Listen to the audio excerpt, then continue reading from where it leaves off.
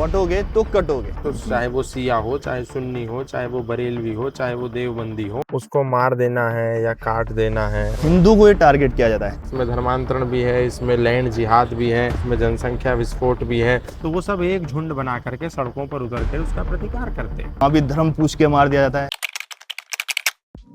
जय श्री राम दोस्तों, आप सभी का स्वागत है हमारे इस YouTube प्लेटफॉर्म पर।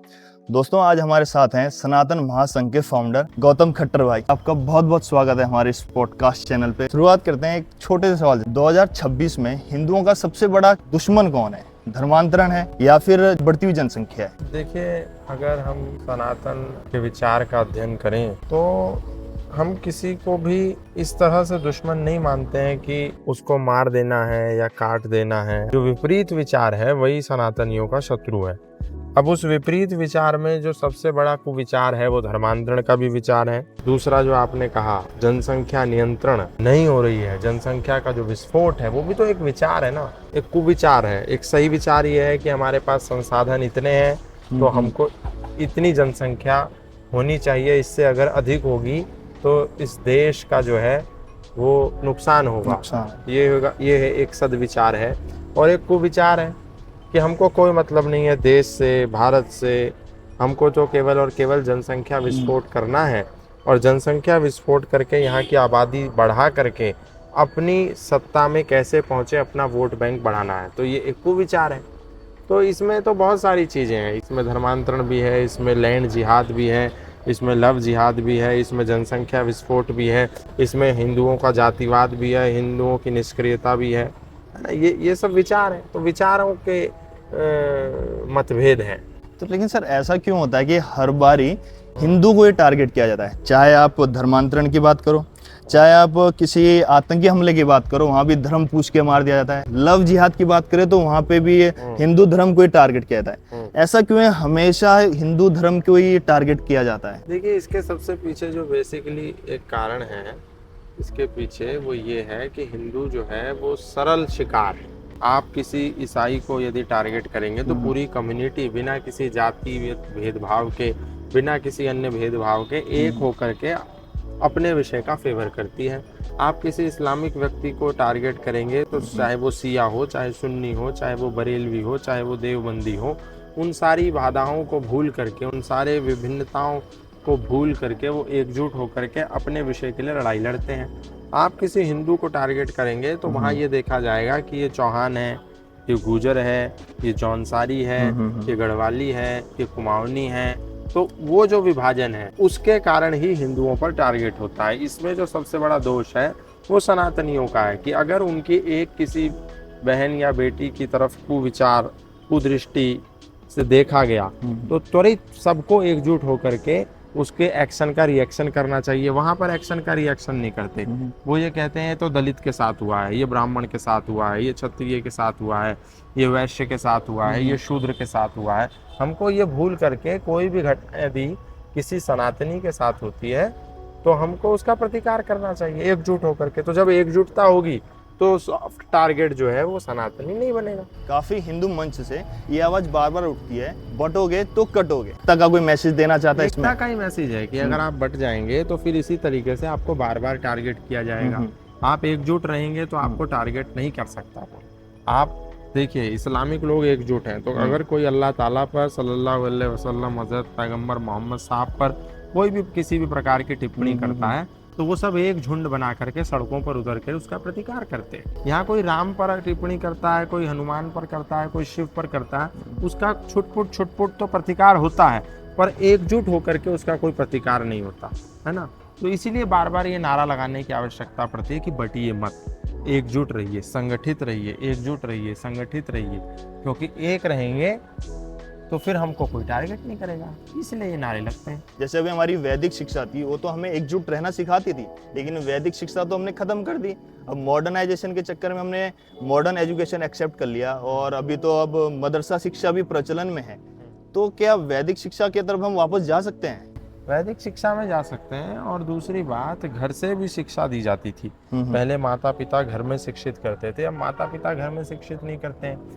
वो बच्चों के साथ समय नहीं बिताते हैं। माँ भी नौकरी करती है, पिता भी नौकरी करते हैं, बच्चों को आया संभालती है या बच्चों को मेड संभालती है, बच्चों को केयर टेकर संभालती है, तो जब बच्चों की परवरिश केयर टेकर करेगी तो फिर वो अच्छे से केयर नहीं होती है, वो तो खाली एक वेतनभोगी कर्मचारी के रूप में केयर करती है। माँ जब बच्चे के साथ होती थी, जब दादी बच्चों के साथ होती थी, तो दादी बच्चों को कहानियां सुनाया करती थी, रात में उनको इतिहास की कथाएं बताती थी। तो जब इतिहास की कथा बचपन से बच्चा सुनता था तो बच्चा जो है उसी माइंड के साथ प्रिपेयर होकर के आगे बढ़ता था। अब क्या है, अब उस माइंड को एंगेज करने के लिए मोबाइल फोन आ गया है, इंस्टाग्राम आ गया है, जी, सोशल बिल्कुल। मीडिया का उपयोग लोग करते हैं, तो बच्चे जो है उसी में घुसे रहते हैं, है ना। तो फिर उनको ये सब विषय जो है बहुत ज़्यादा इम्पोर्टेंट नहीं लगते हैं। सर अभी रिसेंटली में केस हुआ था सेंट जेवियर का, शायद उस पे आपको पुलिस ने पूछताछ भी किया आपसे इस बारे में, एक्चुअल में वो केस क्या है? वो केस कुछ नहीं था, वो एक गोवा के अंदर एक कार्यक्रम हुआ था हमारा, तो वहाँ पर हमने जो A.K. प्रियोलकर ने जो किताब लिखी है the Goa inquisition, Henry Coleridge ने जो life and letters of Saint Xavier नाम की एक किताब लिखी है, और एक पुस्तक सीताराम गोयल नाम के एक इतिहासकार हुए हैं, उन्होंने 2-3 पुस्तकें सेंट जेवियर के संबंध में उद्धृत करते हुए किताबों के अंदर लिखा है। कैथोलिक आश्रम करके एक किताब उन्होंने लिखी है। तो वो जो कुछ फैक्ट्स थे वो हमने वहाँ पर रखे थे गोवा के अंदर। तो जब वो फैक्ट्स रखे तो कुछ लोगों ने कहा कि ये डेरोगेटरी रिमार्क है, ये हमारे रिलीजियस सेंटिमेंट्स को हर्ट करने वाला है। उन लोगों ने अपना पक्ष रखा, तो जब पक्ष रखा तो फिर FIR कर दी, FIR करने के बाद गिरफ्तारी कर ली। तो ये प्रकरण हुआ था, जबकि वो जो हमने बोला था वो 4-5 किताबों को पढ़ने के बाद उसको कोट करके बोला था। तो अभी तो वो विषय न्यायालय में है। सर अभी रिसेंटली में कॉकरोच जनता पार्टी फॉर्म हुई है, क्या हमारे देश में पार्टी फॉर्म करना इतना आसान है? अगर इतना ही इजी है एक पार्टी फॉर्म करना, उसको मैनिफेस्टो जनरेट करना, तो सनातन पार्टी क्यों नहीं? नहीं, वो तो एक जो है पेज हुआ था, एक पेज कोई आप भी बना सकते हैं, कोई भी पेज बना सकते हैं, है ना।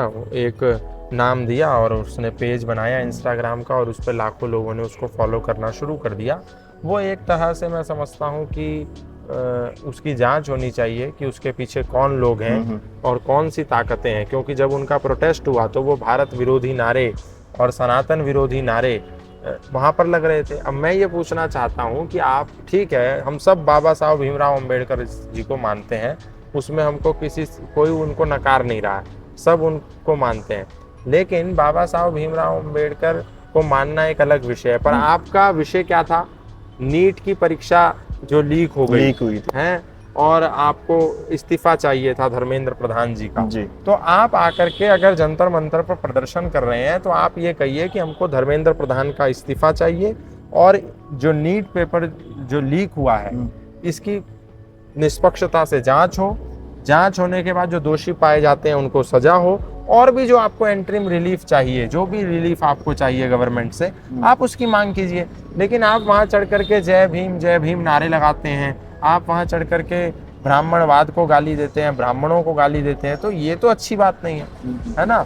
तो ये पार्टी वार्टी कुछ नहीं थी, खाली एक पेज बना दिया था। 22 मिलियन उस पर 23 मिलियन मुझे जो जानकारी मिली उस पर उतने फॉलोवर्स, ऐसा मुझे कुछ लोगों ने बताया, इतने फॉलोवर्स हो गए थे। लेकिन वो 22 मिलियन क्या, मैं कह रहा हूँ अगर वो वास्तव में फॉलोवर्स थे तो बहुत ज़्यादा नहीं, 22 मिलियन थे तो कम से कम 2 लाख तो जंतर मंतर पर होने चाहिए थे।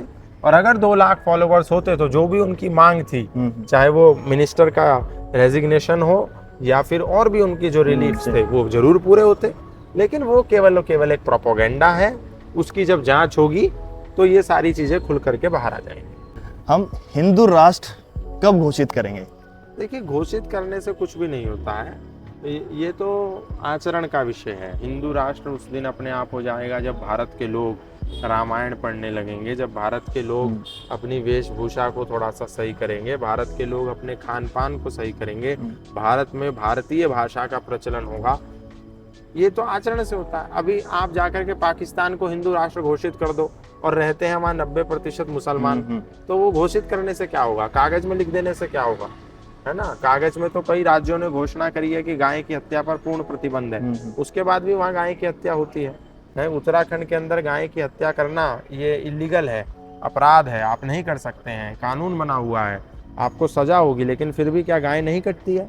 आप जब अवलोकन करेंगे हरिद्वार के कुछ क्षेत्रों का, तो देवभूमि के प्रवेश द्वार हरिद्वार के अंदर कितने ऐसे क्षेत्र हैं जहाँ गाय को सरेआम काटा जाता है और काट करके जो उनका खून है वो गंगा में जाता है। तो कागज में कर देने से नहीं होगा, आचरण में करना पड़ेगा। हमारे भारत में एक ये बहुत बड़ा ट्रेंड है, चीजें कागज में हो जाती हैं, लिखित में हो जाती हैं, फाइलों में हो जाती हैं, लेकिन धरातल पर नहीं होती। कागज में कितने टेंडर पास हो जाते हैं, धरातल पर देखो तो सड़क नहीं बनी है। कागज में लिख गया है कि पहाड़ों में एकदम जगमग जगमग लाइट जल रही है और पहाड़ों पे जाएं हम तो रात में घुप अंधेरा रहता है। तो कागज से नहीं होगा, घोषणा से नहीं होगा, उसको क्रियान्वित करना पड़ेगा। बीजेपी सरकार ने कहा था कि जैसे आपने गाय को काटने की बात करी, अभी ये गाय काट ही रहे हैं, बीजेपी सरकार ने ये कहा था कि 14 साल तक आप उसको नहीं काट सकते, लेकिन उसके बाद वो लीगल हो जाता है काटना, उसको सर्टिफिकेट लगेगा।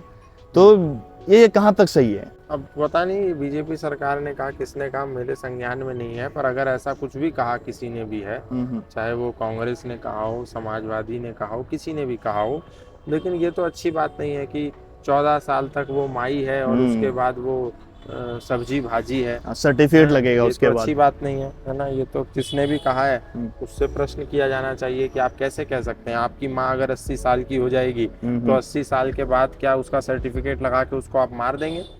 ये तो कोई अच्छी बात नहीं है। ये तो मुझे लगता है किसी लो IQ लेवल के व्यक्ति ने ऐसा कहा।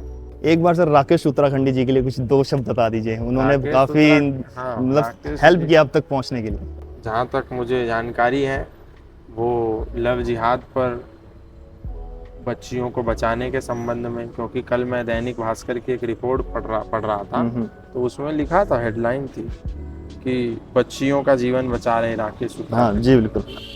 तो वो बच्चियों के लिए, बहनों के लिए और समाज में जहाँ तक मैं देखता हूँ उनका जब आता है प्रोफाइल पे, तो वो जहाँ भी अन्याय होता है, जहाँ भी सामाजिक न्याय की बात होती है, जहाँ भी सर्वहित की बात होती है, जहाँ भी भारतीय परंपरा की रक्षा की बात होती है, तो वहाँ खड़े नजर आते हैं। धरातल पर खड़े होने वालों की कमी है। मैंने कहा ना, कागज में सब लोग हैं, सोशल मीडिया पर सब लोग हैं, लेकिन जब धरातल पर खड़ा होने की बात होती है तो वो लोग नहीं होते। उत्तराखंडी जी जब हमको जेल हो गई गोवा के अंदर, तो गोवा तक पहुंचे जी बिल्कुल, है ना। और जबकि उत्तराखंडी जी बहुत जूझते हैं, समाज के लिए जूझते हैं। उत्तराखंड में जो पुलिस कर्मी थे उनकी सैलरी नहीं बढ़ रही थी, ना उत्तराखंडी के पिता पुलिस में, ना उनके भाई पुलिस में, ना उनका कोई परिजन पुलिस में, लेकिन फिर भी पुलिस को सैलरी बढ़े, इसके लिए उनने आंदोलन किया और आंदोलन करने का परिणाम ये हुआ कि पुलिस की सैलरी बढ़ी, है ना। तो किसके लिए किया? सामाजिक न्याय के लिए, सर्वहित का काम वो करते हैं। हमारे से उनकी कोई रिश्तेदारी तो नहीं है ना, हमसे कोई उनकी जो है पारिवारिक संबंध तो नहीं है, ना वो मेरी मौसी के बेटे हैं, ना बुआ का मैं उनका बेटा हूँ, लेकिन फिर भी गोवा में गए, मेरे से कोई डिस्कस नहीं हुआ, मैंने नहीं बुलाया, गोवा तक आए। क्यों आए मुझको मालूम नहीं, क्यों आए? इसलिए आए क्योंकि सामाजिक न्याय की बात करते हैं, और जहाँ भी सामाजिक अन्याय होता है वो खड़े रहते हैं। बहुत बहुत धन्यवाद सर, आप हमारे साथ जुड़े और आपने हमारे लिए इतना टाइम निकाला। उम्मीद करते हैं फिर आपसे मुलाकात होगी और एक अच्छा पॉडकास्ट हम आपके साथ शूट करेंगे जरूर। और हमारे देश को आप जैसे मतलब वीर और साहसी व्यक्ति की बहुत ज़रूरत है जो एक सनातन के लिए काम करें। बहुत धन्यवाद। धन्यवाद सर।